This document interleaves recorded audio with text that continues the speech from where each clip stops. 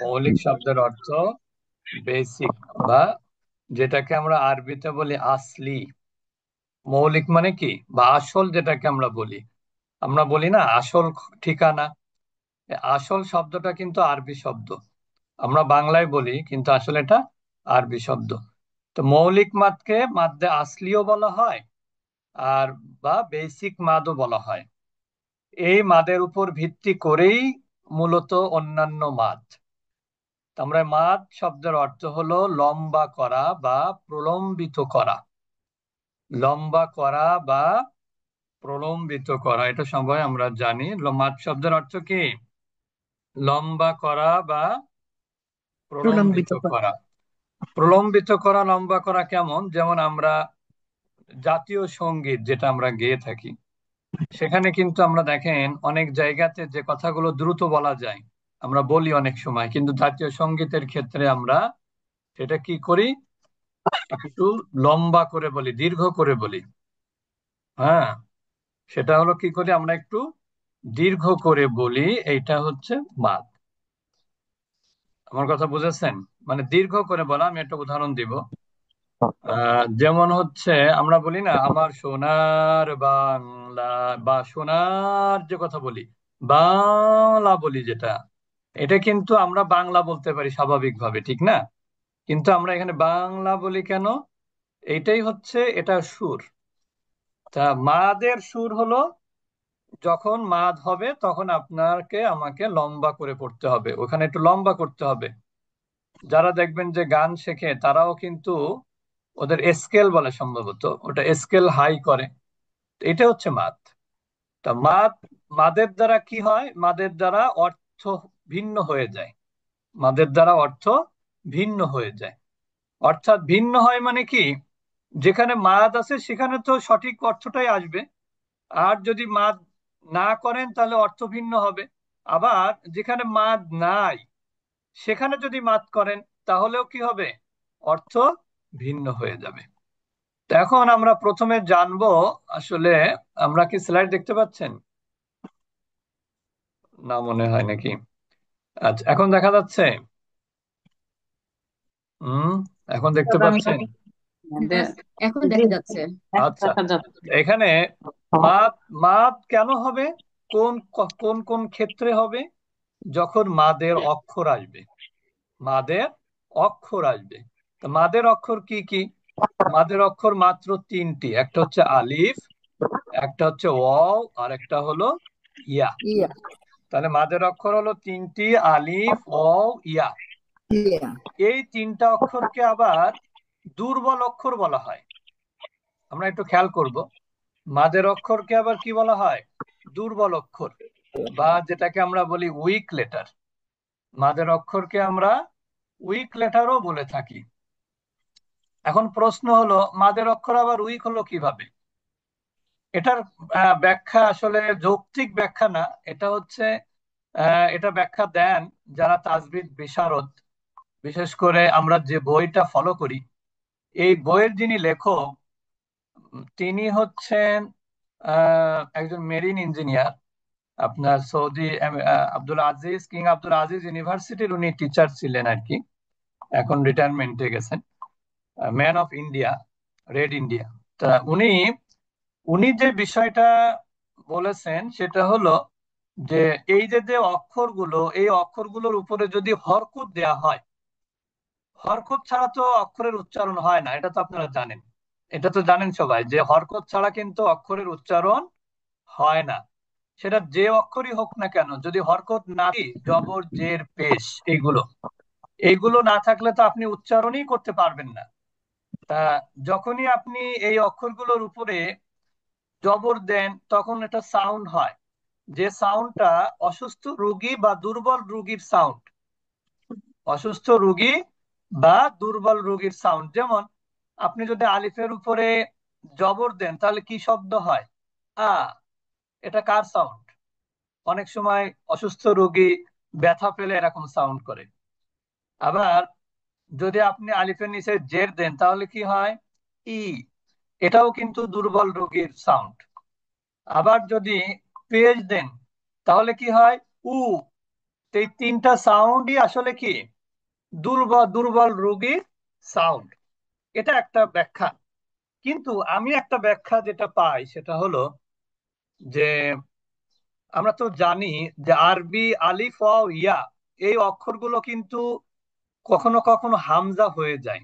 কখন হয়? যখন আলিফের উপরে হামজা চিহ্ন দেন তখন সেটা হামজা, ওয়াও এর উপরে যখন হামজা চিহ্ন দেন তখন সেটাও হামজা হয়ে যায়, ইয়ার উপরে যখন হামজা চিহ্ন দেন তখন সেটাও কি হয়ে যায়? হামজা হয়ে যায়। আর কোনো অক্ষর কিন্তু এইভাবে কি হয় না, হামজা দিলেও হামজা হয় না বা হামজা দেয়া যায় না। আমার কথা নিশ্চয়ই বুঝেছেন আপনারা। তার মানে আমি একটু, সাদা বোর্ড নাই তো এখানে, আমি এখানে দেখাচ্ছি, একটু আপনারা খেয়াল করেন। যেমন দেখেন এখানে একটা আলিফ লিখলাম, এর উপরে হামজা দিলে এটা কি হবে? হামজা জবর আ। এখানে একটা ওয়াও লিখলাম, এর উপরে একটা হামজা চিহ্ন দিলাম, এর উপরে একটা জবর দিলাম, সেটা কি হবে? সেটাও কিন্তু হামজা জবর আ হবে। সেটা কিন্তু আপনি বলতে পারবেন না যে ওয়াও জবর ওয়া। আবার এইখানে যে একটা ইয়ার উপরে হামজা দেন তাহলে এটাও হামজা, ইয়া আর থাকবে না, তাহলে এটার উচ্চারণ কি হবে? আ হয়ে যাবে। তার মানে বোঝা যাচ্ছে যে আলিফ ওয়াও ইয়া এই তিনটা অক্ষর আসলে কি দুর্বল অক্ষর, যার কারণে হামজাটা সবল অক্ষর। হামজাটা কি স্ট্রং লেটার, আর আলিফ ওয়াও ইয়াটা কি উইক লেটার। তা উইক লেটারের উপরে স্ট্রং লেটার এসে উইক লেটারের অস্তিত্বকে কি করে দিয়েছে? বিলীন করে দিয়েছে। অর্থাৎ সেগুলো আর উইক লেটারের নিজস্বতা বলে কিছু থাকছে না। এটাও একটা কারণ। তো যাই হোক, যেটাই হোক না কেন, এই আলিফ ওয়াও ইয়া এই তিনটাই হলো মাদের অক্ষর। আলিফ কখন মাদ হয় আমরা এখানে খেয়াল করব। দেখেন, আলিফ তখন মাদ হয় যখন আলিফের আগের অক্ষরে কি থাকে? জবর থাকে। এটাকে আমরা দুই ভাবে বলতে পারি। একটা হচ্ছে জবরের বামে খালি আলিফ, এটাও বলতে পারি। আবার আলিফের ডাইনে জবর, এটাও বলতে পারি। তবে একটা জিনিস মাথায় রাখতে হবে, আলিফ যখন দেখবেন, আরেকটা জিনিস একটু ক্লিয়ার করে নেই, এইটা কিন্তু আলিফ, আর এইটা কি? এটা তো হামজা। আবার এইটার উপরে জবর দিলাম, এটাও কি? এটাও কিন্তু হামজা। আলিফ কখন হয়? যখন তার উপরে কোনো হরকত না থাকে। কিন্তু যখনই আলিফের উপরে হরকত চলে আসে তখন সেটা কিন্তু হামজা হয়ে যায়। সুতরাং খালি আলিফ যখনই দেখবেন তখন খেয়াল করবেন তার পূর্বের অক্ষরে জবর আছে কিনা। যদি জবর থাকে তাহলে সেটা কি হবে? আলিফ মাদ হবে। এটা হবে আলিফ মাদ। তাহলে আমরা আলিফ মাদ কখন হবে বললাম? যে আলিফের ডাইনে যদি জবর থাকে তাহলে সেটা আলিফ মাদ। ওয়াও কখন মাদ হবে? ওয়াও সাকিনের ডাইনে কি থাকবে? পেশ থাকবে। ওয়াও সাকিনের ডাইনে পেশ, ওয়াও সাকিনের ডাইনে পেশ। এটাকে আমরা দুই ভাবে বলতে পারি, যার যেভাবে সুবিধা মনে রাখতে। আপনি বলতে পারেন ওয়াও সাকিনের ডাইনে পেশ ওয়াও মাদ, অথবা এটাও বলতে পারেন পেশের বামে যজমালা ওয়াও। সাকিন আর যজম কিন্তু একই জিনিস। পেশের বামে যজমালা ওয়াও, এটা হচ্ছে ওয়াও মাদ। আবার ইয়া মাদ, ইয়া কখন মাদ হবে? এটাকে আপনি দুই ভাবে বলতে পারেন। ইয়া সাকিনের আগে কি থাকবে? জের থাকবে। ইয়া সাকিনের আগে জের থাকবে, অথবা আপনি বলতে পারেন জেরের বামে যজমালা ইয়া। জেরের বামে যজমালা ইয়া। তার মানে কোরআনে যখন আলিফ দেখবেন তার পূর্বে জবরকে মাথায় নিবেন, জবর থাকতে পারে ডান পাশে। ওয়াও সাকিন যখন দেখবেন তখন তার পূর্বের অক্ষরে পেশ দেখবেন আছে কিনা।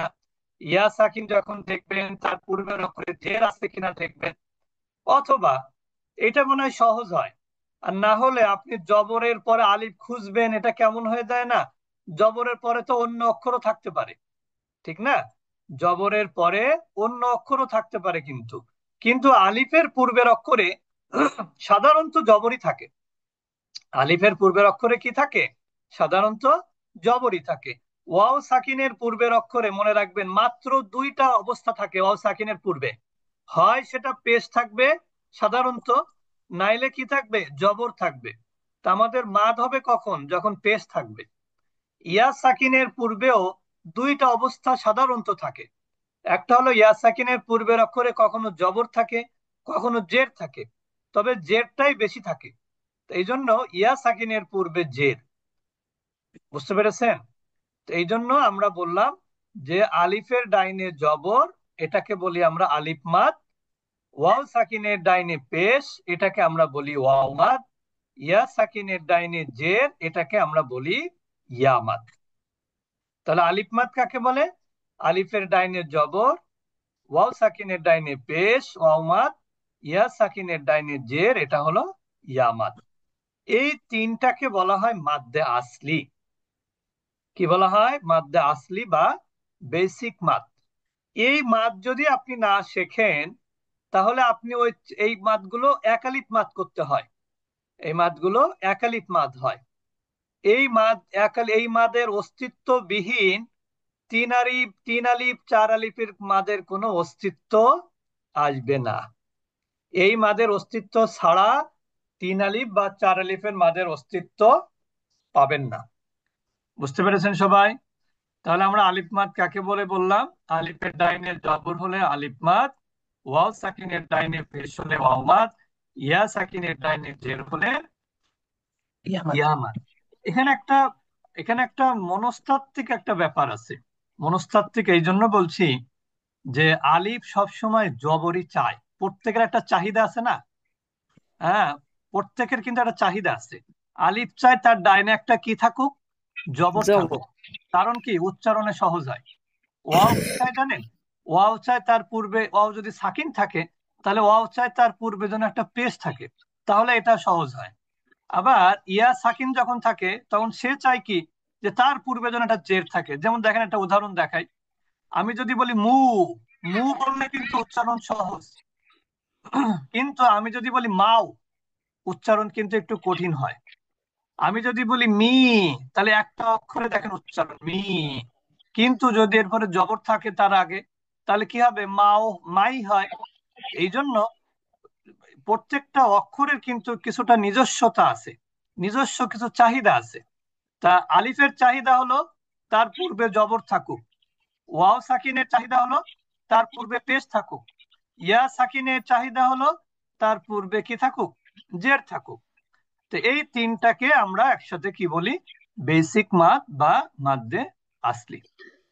আমরা এখন কিছু উদাহরণ দেখাবো আপনাকে। যেমন দেখেন, এখানে বড় করে দেখা যাচ্ছে আলিফ মাদ যুক্ত। যেমন মা, এটা কিন্তু আলিফ মাদ। মু, এটা কিন্তু ওয়াও মাদ। মি, এটা হলো ইয়া মাদ। এই তিনটাই আপনার বেসিক মাদ। আমরা এবার চলে যাব একটু আহ মাদের গুরুত্ব বোঝাবো আপনাদেরকে। আলিফ মাদ কোরআনে আছে কতবার জানেন? 5100 বার। 5100 বার কোরআনের মধ্যে আলিফ মাদ আছে, 100 জায়গাতে। আর ইয়ামাদ আছে কোরআনে 7800 বার কোরআনে। ওয়াওমাদ আছে কোরআনে 9200 বার। তাহলে আপনি যদি 5100 বার যদি মাদের ভায়োলেশন হয় আপনার দ্বারা, 7800 জায়গাতে যদি মাদের ভায়োলেশন হয়, 9200 জায়গায় যদি আপনার মাদের ভায়োলেশন হয়, তাহলে টোটাল ভায়োলেশন হয় আপনার 22,000-এর মতন। কত হয়? 9 আর 7 16, আর 5 21, আর হলো 8 আর 2 10, 11, ওই প্রায় 22,100 মনে হয়। তো এত জায়গাতে কিন্তু আপনার মাদের ভায়োলেশন হলো।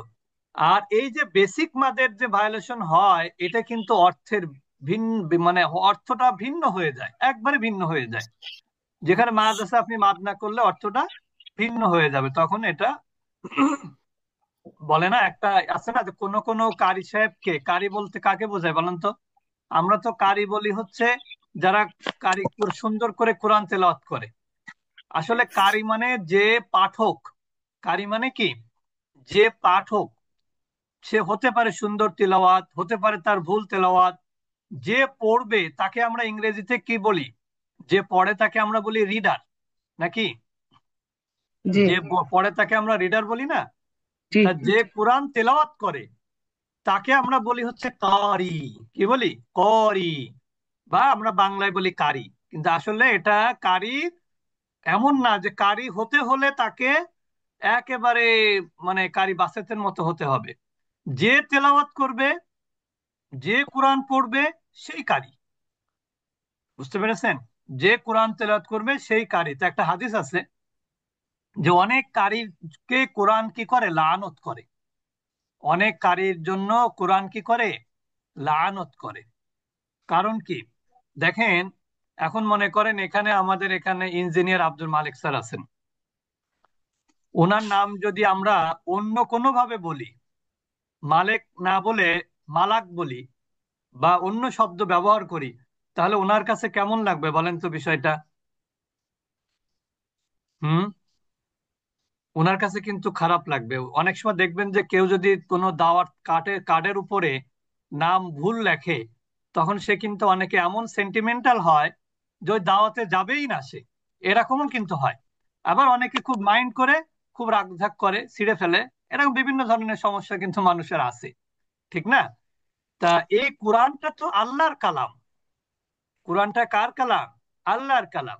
আল্লাহ যেভাবে আল্লাহ রসুলের উপর নাজিল করেছেন, সেইভাবে কিন্তু পর্যায়ক্রমে সাহাবি, তাবি, তাবে তাবি এবং পর্যায়ক্রমে আমার আপনার পর্যন্ত এই কোরআন তেলাওয়াতের যে পদ্ধতি, সেটা আমরা কিন্তু পেয়েছি। এমন না যে কোরআন তেলাওয়াতের পদ্ধতি রসুল চলে যাওয়ার পরে কেউ নতুন আবিষ্কার করেছে, বিষয়টা কিন্তু এমন না। তো সুতরাং আল্লাহ যেভাবে নাজিল করেছেন, রসুল সেভাবেই পড়েছেন, জিবরিল আমিন সেভাবেই তেলাওয়াত করেছেন। আর সাহাবীরা রসুলের কাছ থেকে সেভাবেই শুনেছেন, তাবেঈরা সাহাবীদের কাছ থেকে সেভাবেই শুনেছেন, তাবেঈনরা সেভাবেই শুনেছেন। এভাবে পর্যায়ক্রমে কিন্তু আমি আপনি শুনতে শুনতে শুনতে শুনতে এই পর্যন্ত আসছি। তার মানে কি? আপনি তার কোরআন তেলাওয়াতের যে রুলস, এই রুলস এর ভায়োলেশন আপনি করবেন না। এটাই কোরআন তেলাওয়াতকারী থেকে আল্লাহ তাআলার কি থাকে, প্রত্যাশা থাকে। এই জন্য আমরা কি করব না, কোরআন তেলাওয়াত। আমরা অনেকে এখানে আছি 70-80 বছর বয়স, 60-50 এরকম আছি, ঠিক না? তার কম সংখ্যক বয়সে, খুব কম, অল্প বয়স এরকম শিক্ষার্থী আমাদের কিন্তু কম। যার জন্য এই বয়সে যেন আর আমরা ভুল না শিখি, ঠিক না? এখন আমরা শিখবো একবারেই যেন কোরআন, আমরা যেন কোনো জায়গায় যেন আমরা ভুল না করি। তো এই জন্য আমরা বললাম যে আলিফ মাদ কিন্তু 5100 বার, ইয়া মাদ 7800 বার, ওয়াও মাদ আপনার 9200 জায়গাতে নওমাদ আছে। তো আমরা চেষ্টা করবো এগুলো ফলো করার। দেখেন এখানে মা, আমরা আজকে একটু মাদের গুরুত্বের জন্য একটু সময় বেশি নিব। এই মা, দেখেন এখানে তিনটা অর্থ আছে। মায়ের কয়টা অর্থ? তিনটা অর্থ। এটা কোন মায়ের অর্থ? এটা হচ্ছে মাদের মা। এটা হলো কি, মা দলা মা। কিন্তু আপনি যদি এখানে এই মা দেন, মিম জবর মা দেন, তাহলে কিন্তু এর একটা অর্থ হবে না এখানে। ভালো করে আমরা খেয়াল করব। তাহলে এখানে মিম জবর মা, এইটার হচ্ছে তিনটা অর্থ। কিন্তু শুধু মিম জবর মা, মিম আলিফ জবর মা হলে তিন ধরনের অর্থ হতে পারে। কিন্তু শুধু মা হলে তার কোনো অর্থ নাই, ডিকশনারিতে খুঁজে পাবেন না কোনো অর্থ। তাহলে মা এর অর্থ হলো না। মা এটার অর্থ হলো কি? যেমন আমরা অনেক সময় প্রশ্ন করি না যে হোয়াট ইজ দিস, ওইরকম আমরা আরবিতে বলি মা হাজা, এটা কি? আর মা অর্থ হলো যা। মা অর্থ কি? যা। যেমন ওই যে লা আবুদু মা তাবুদুন, মা তাবুদুন অর্থ কি? যার ইবাদত তোমরা করো। এই মা মানে হচ্ছে যা। তো সুতরাং আপনারা নিশ্চয়ই বুঝতে পেরেছেন যে মাদের কত গুরুত্ব। অর্থাৎ মাদ হলে একরকম অর্থ, মাদ না হলে ভিন্ন অর্থ, বা অনেক ক্ষেত্রে অর্থই হয় না। তো আমরা একটু বলবো এখন একালিপ মাদ কাকে বলে। আমরা তো বলি একালিপ মাদ, একালিপ মাদের কোনো টাইম টেবল আছে নাকি? যে 2 সেকেন্ড বা 30 সেকেন্ড বা 50 সেকেন্ড, এরকম কোনো টাইম টেবল নাই। মাদের টাইম টেবল হচ্ছে কি, মাদের টাইম টেবল হচ্ছে হারাকা। মাদের টাইম টেবল কি? হারাকা। হারাকা অর্থ কি? হারাকা অর্থ হচ্ছে মুভমেন্ট। হারাকা অর্থ কি? মুভমেন্ট। যেমন নড়াচড়া করা। তা এখানে আমরা একালিপ মাদ কিভাবে নির্ধারণ করব? আমাদের যে আঙ্গুল আছে, আঙ্গুলটা যদি আমরা একটু উপরের দিকে উঠিয়ে আবার নিচের দিকে নামিয়ে ফেলি স্বাভাবিক গতিতে, আমাদের যে শাহাদাত আঙ্গুল আছে এই আঙ্গুলটা কি করলাম, উঁচু করলাম, আবার কি করলাম, সংকুচিত করে নিলাম। এটা দুইবার স্বাভাবিক গতিতে যে সময়ের প্রয়োজন, এই দুইবার মানে আপ ডাউন করতে যে সময়, এটা হচ্ছে 2 হারাকা বলে এটাকে। এটাকে কি বলে? 2 হারাকা। তার মানে এক আলিফ মাদে কয় হারাকা হবে? 2 হারাকা হবে। এক আলিফ মাদ সমান সমান কয় হারাকা? 2 2 হারাকা। হারাকা। আর 2 হারাকা সমান সমান আঙ্গুলকে আপ ডাউন করতে হবে কয়বার? 2বার। 2বার। স্বাভাবিক গতিতে, এমন না হয় যে 4G বা 5G বেগে আপনি আপ ডাউন করলেন, এরকম যেন না হয়। বুঝতে পেরেছেন? স্বাভাবিক গতিতে, স্বাভাবিক গতিতে 2বার আপ ডাউন করতে যে সময়ের প্রয়োজন হয়, এইটাই হলো আপনার এক আলিফ মাদের সময়। তবে এটাতে কোনো কম বেশি হলে কোনো সমস্যা নাই, মাদ হলেই হলো। তো এই যে যে অনেক সময় আপনি তো প্রথম দিকে হয়তো বা একটু ট্রাই করতে পারেন আঙ্গুল উঁচু নিচু করে, এরপরে দেখবেন আপনার একটা পরিমাপ হয়ে যাবে যে এক আলিফ সমান সমান এতটুকু সময়, 3 আলিফ সমান সমান এত, 4 আলিফ সমান সমান এত। এটা আপনার অটোমেটিক, এটা অভ্যাসের বিষয়। পড়তে পড়তে পড়তে পড়তে এটা আপনার অটোমেটিক মাদের পরিমাণটা আপনি নিজেই নির্ধারণ করতে পারবেন। তাহলে আমরা একটু পড়ি। মা, সবাই বলি মা ওয়ামা, মা একসাথে বলবো। ফামা, ফামা কামা, কামা এগুলো কিন্তু সবই আলিফ মাদ। সবগুলো কি আলিফ মাদ। আলিফ কেন আলিফ মাদ? আলিফের ডাইনে কিন্তু সবগুলোতে কি আছে? জবর আছে। জবর আছে। সবগুলোতে জবর আছে। জবর। এখন আমরা চলে যাব সামনে। এগুলো লা, ওয়ালা, ফালা, আলা, এগুলো বললাম না। আমরা অন্য মাদে চলে যাচ্ছি, ওয়াও মাদ। এখানে দেখেন, এখানে একটা আলিফ মাদ আর একটা ওয়াও মাদ। এটা হচ্ছে ক্বালা ইয়াকুলু। সবাই বলি ক্বালা ইয়াকুলু। এখানে দেখেন ইয়াকুলু, এখানে কিন্তু ওয়াও বাদ। কারণ কি? ওয়াও সাকিনের আগের অক্ষরে কি আছে? পেশ আছে। পেশ। ওয়াও সাকিনের আগের অক্ষরে পেশ আছে। তাবা ইয়াতুবু, তাবা ইয়াতুবু। এখানে তাবাটাতে আলিফ মাদ, ইয়াতুবু হচ্ছে ওয়াও মাদ। আমরা কিন্তু মাদ গুলো কালার করে দিয়েছি যাতে আপনাদের বুঝতে সুবিধা হয়। এরপরে দেখেন আমরা চলে যাব ইয়া মাদে।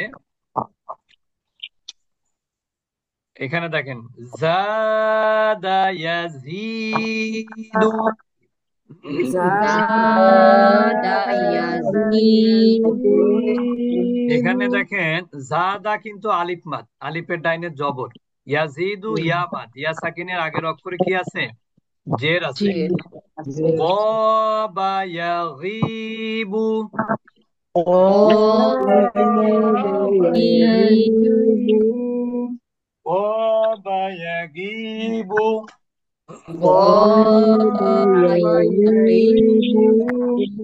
আশা ইয়াঈশু,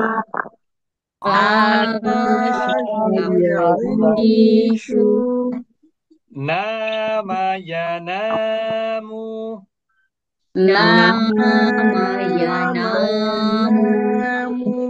খাফা ইয়াখাফু।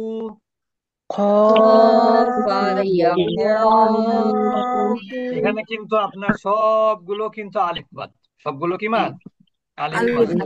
আপনার এখানে ইয়া দেখে মনে করেন না যেটা ইয়া মাদ। ইয়া মাদ হতে হলে তার ইয়া সাকিন, তার আগে কি থাকতে হয়?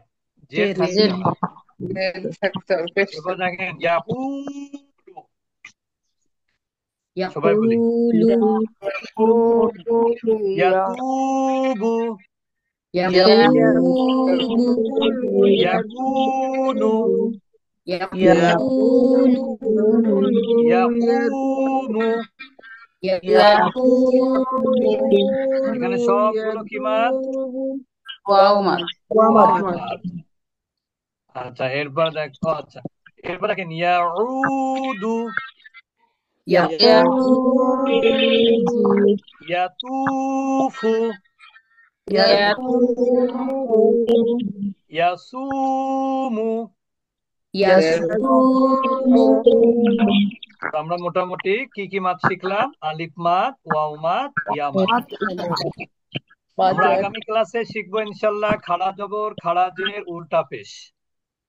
এবং খাড়া জবর, খাড়া জের, উল্টা পেশ এটা আসলে আলিফ মাদ, ওয়াও মাদ, ইয়া মাদেরই সংক্ষিপ্ত রূপ। আমরা ইনশাল্লাহ আগামী ক্লাস হচ্ছে সোমবার। আমাদের এই ক্লাসটি হয় প্রতি শনি, সোম,